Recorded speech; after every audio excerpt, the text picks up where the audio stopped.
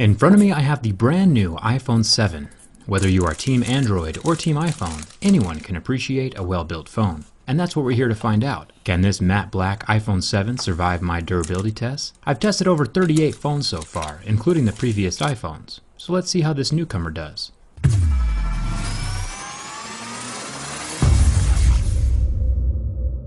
Let's start with the scratch test.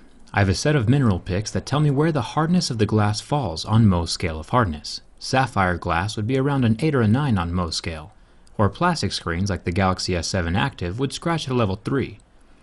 Normally, the average smartphone will start scratching at a level 6, and this appears to be the case with this new iPhone 7. It is on par with the typical smartphone screen hardness. Coins and keys won't scratch it, but you should keep it protected anyway. There are still plenty of abrasive materials in the environment, hiding in the pockets of your jeans or purse that can cause scratches to the screen of your phone.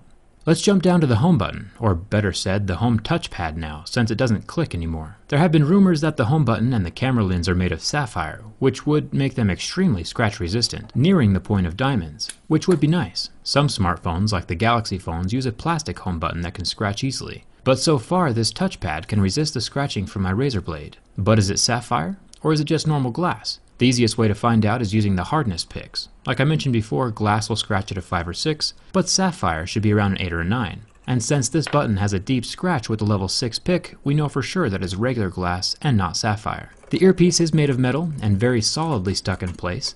It won't be sliding around or falling out like the old iPhone 4s did. Now with the back aluminum, I will be scratching a jet black version very soon, but so far this matte black version holds up extremely well to my keys. You can hardly tell that it's been scratched. Razor blades, on the other hand, will scratch the phone just fine.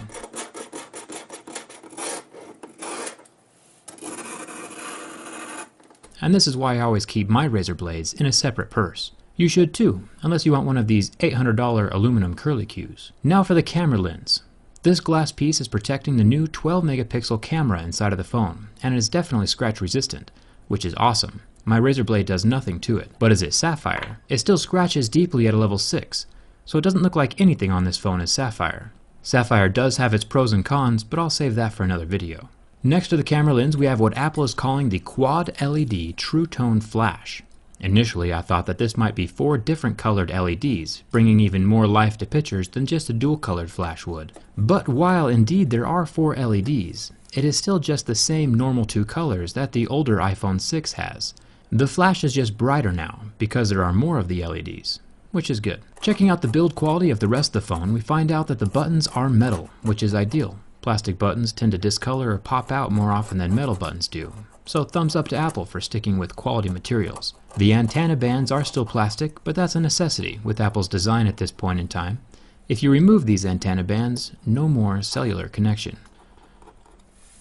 If we look down here, we see where the headphone jack doesn't exist. Now this is a problem on multiple levels. I'll go more in depth about this in my next video.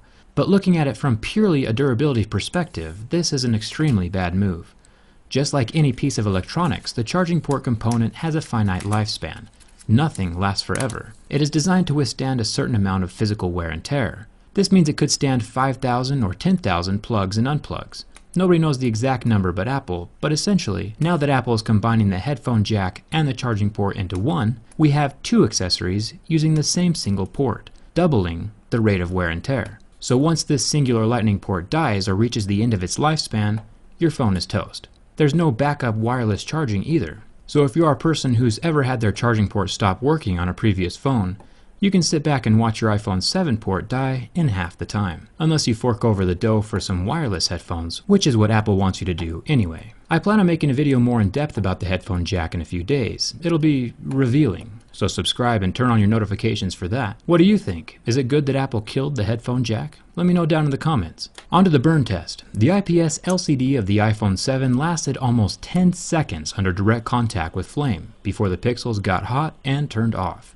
going completely black. It is interesting to see what screens recover and which ones don't.